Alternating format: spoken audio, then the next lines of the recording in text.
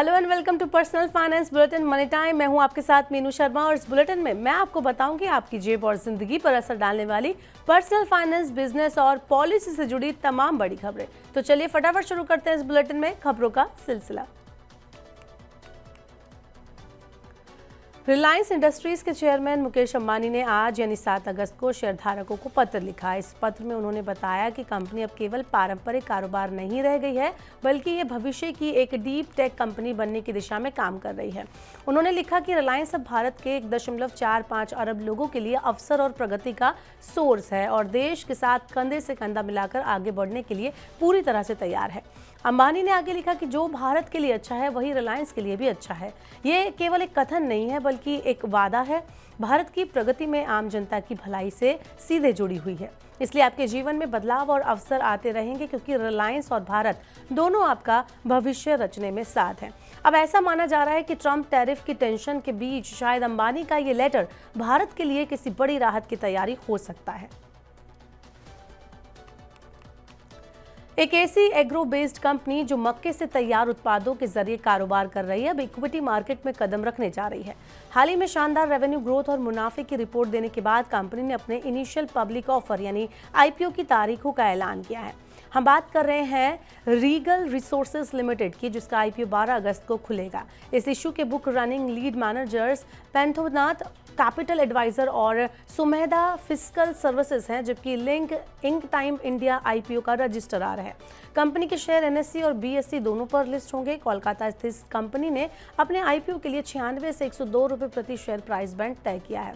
ये इशू 12 अगस्त से 14 अगस्त तक सब्सक्रिप्शन के लिए खुला रहेगा। कुल इशू साइज 306 करोड़ रुपए का है, जिसमें से 210 करोड़ रुपए फ्रेश इक्विटी शेयर हैं और 96 करोड़ रुपए का हिस्सा प्रमोटर्स की ओर से ऑफर फॉर सेल यानी ओएफएस के तहत आएगा। देश की सबसे बड़ी आईटी कंपनी टीसीएस ने अपने कर्मचारियों के लिए एक बड़ा ऐलान किया है। कंपनी ने बताया कि जूनियर से लेकर मिड लेवल तक के करीब 80% कर्मचारियों की सैलरी बढ़ाई जाएगी। ये जानकारी टीसीएस के सीएचआरओ मिलिंद लक्कड़ और सीएचआरओ नमित के सुदीप के ईमेल के जरिए जानकारी हासिल हुई है। कंपनी की तरफ से ईमेल में लिखा गया कि C3A ग्रेड और इसके बराबर ग्रेड वाले सभी कर्मचारियों की सैलरी बढ़ाई जाएगी। हालांकि कंपनी ने ये नहीं बताया कि सैलरी कितने % बढ़ेगी। सैलरी में ये बढ़ोतरी 1 सितंबर 2025 से लागू होगी। ये बढ़ोतरी उन कर्मचारियों के लिए है जो C3A या उससे नीचे के ग्रेड में आते हैं। ये संख्या कुल कर्मचारियों की करीब 80% है। आपको बता दें कि अभी हाल फिलहाल में टीसीएस ने एक बड़ी छटनी की है, उसके बाद अब टीसीएस अपने कर्मचारियों को ये राहत दे रही है। बुलेटिन में बढ़ते हैं आगे और आपको बताते हैं आज शेयर बाजार का क्या हाल रहा। तो गुरुवार को बाजार बंद होने से कुछ मिनट पहले ही भारतीय बेंचमार्क इंडेक्स सेंसेक्स और निफ्टी ने दिन के निचले स्तर से तेजी से उभरते हुए हरे निशान में वापसी की। ये सुधार अमेरिका द्वारा भारतीय निर्यात पर 25% एक्स्ट्रा शुल्क लगाए जाने से निवेशकों में आई घबराहट के बावजूद हुआ। 7 अगस्त को भारतीय शेयर बाजार मामूली बढ़त के साथ बंद हुए और निफ्टी 24,600 पर बंद हुआ। वहीं सेंसेक्स 79.27 अंक यानी कि 0.10% बढ़कर 80,623.26 पर जाकर बंद हुआ। और निफ्टी की अगर हम बात करें तो ये 21.95 अंक यानी कि 0.09% बढ़कर 24,596.15 पर जाकर बंद हुआ। लगभग 1,716 शेयरों में तेजी आई, 1,996 शेयरों में गिरावट आई और 129 शेयरों में कोई बदलाव नहीं हुआ। निफ्टी में सबसे ज्यादा बढ़त हीरो मोटोकॉर्प, टेक महिंद्रा, विप्रो, इटर्नल, जेएसडब्ल्यू स्टील के शेयरों में रही, जबकि गिरावट वाले शेयरों में अडानी एंटरप्राइजेज, अडानी पोर्ट, ट्रेंड, HUL और ग्रासिम इंडस्ट्रीज शामिल रहे। बढ़ते हैं आगे। मुकेश अंबानी की रिलायंस इंडस्ट्री ने अपनी लेटेस्ट रिपोर्ट में कहा है कि दुनिया में चल रहे राजनीतिक तनाव और बढ़ते टैरिफ से व्यापार पर असर पड़ सकता है। खासकर तेल और केमिकल्स के कारोबार में सप्लाई और मांग में गड़बड़ी आ सकती है। कंपनी ने बताया कि इलेक्ट्रिक व्हीकल्स के बढ़ने के बावजूद तेल की मांग मजबूत बनी रहेगी, लेकिन टैरिफ और तनाव की वजह से सप्लाई चेन में दिक्कतें आ सकती हैं, जिससे मार्केट में उतार चढ़ाव हो सकता है।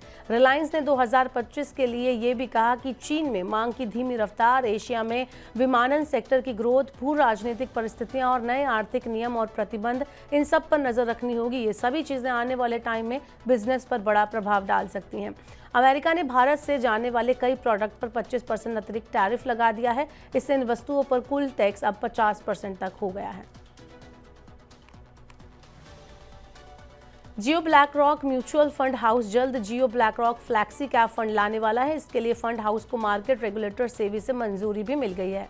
फ्लैक्सी कैप में निवेश करने वाले निवेशकों का पैसा लार्ज कैप, मिड कैप और स्मॉल कैप तीनों कैटेगरी की कंपनियों में निवेश होता है। इसमें फंड मैनेजर अपनी स्ट्रैटेजी के हिसाब से किसी भी कैटेगरी में कितना भी पैसा निवेश कर सकते हैं। इस फंड का मकसद है कि लंबे टाइम के निवेश के जरिए अच्छा रिटर्न आपको मिले, वो भी इक्विटी और इक्विटी से जुड़ी चीजों में स्मार्ट तरीके से निवेश करके। एक खास बात और रही कि जियो ब्लैक रॉक की ओर से आने वाले इस फंड में सिर्फ डायरेक्ट प्लान मिलेगा और वो भी ग्रोथ ऑप्शन के साथ। हालांकि अन्य फंड हाउस की ओर आने वाले फ्लैक्सी कैप फंड में और भी ऑप्शंस मिलते हैं। जुलाई 2025 में ऑटोमोबाइल रिटेल सेल्स में 4% की गिरावट आई है। इस दौरान कुल 19,64,213 यूनिट की बिक्री हुई, जो पिछले साल के मुकाबले 4% कम रही। पिछले साल ये बिक्री 20,52,759 यूनिट पर थी। आपको बता दें कि गिरावट यात्री वाहन और टू व्हीलर की बिक्री में आई है। सेल्स में आई इस गिरावट का कारण पिछले साल का हाई बेस इफेक्ट है, यानी पिछले साल जुलाई में बिक्री ज्यादा थी। इस बात की जानकारी federation of automobile dealers association यानी फाडा ने दी। फाडा के अनुसार जुलाई 2025 में पैसेंजर व्हीकल की बिक्री 3,28,613 यूनिट रही, जो पिछले साल 3,31,280 यूनिट थी। ऐसे में पैसेंजर व्हीकल की सेल्स में मामूली गिरावट आई। टू व्हीलर की सेल्स की बात करें तो इसकी सेल्स में 6% की गिरावट देखी गई। ये सेल्स 13,55,504 यूनिट रही। चलिए चलते चलते अब एक नजर डाल लेते हैं टेक से जुड़ी खबरों पर। तो सोशल मीडिया दिग्गज मेटा के मैसेजिंग प्लेटफॉर्म व्हाट्सएप ने यूजर्स की सुरक्षा को और बढ़ाने के लिए नया फीचर सेफ्टी ओवरव्यू लॉन्च किया है। ये फीचर यूजर्स को स्कैम से बचाने और ऑनलाइन फ्रॉड पर रोकथाम लगाने के लिए डिजाइन किया गया है। इस फीचर के जरिए जब कोई भी अनजान व्यक्ति किसी यूजर को किसी अननोन ग्रुप में ऐड करेगा तो यूजर के पास व्हाट्सएप से अलर्ट जाएगा। कंपनी के मुताबिक सेफ्टी ओवरव्यू में किसी भी ग्रुप की अहम जानकारियां और उस ग्रुप में सेफ रहने के टिप्स शामिल होंगे।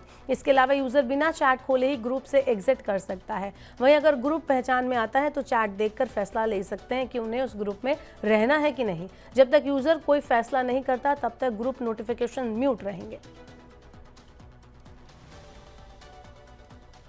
तो फिलहाल के लिए आज के मनी टाइम में इतना ही। वक्त हो गया आपसे विदा लेने का। अब आपसे होगी कल मुलाकात। पर्सनल फाइनेंस से जुड़ी खबरों को पढ़ने, सुनने, उनसे जुड़े खास कार्यक्रमों को देखने के लिए आप मनी9 के YouTube चैनल को जरूर सब्सक्राइब कर लें। साथ ही आज का हमारा मनी टाइम आपको कैसा लगा नीचे कमेंट बॉक्स में अपना फीडबैक हमें देना ना भूलें। फिलहाल के लिए इस बुलेटिन में इतना ही। बने रहिए मनी9 के साथ। नमस्कार, शुभ रात्रि।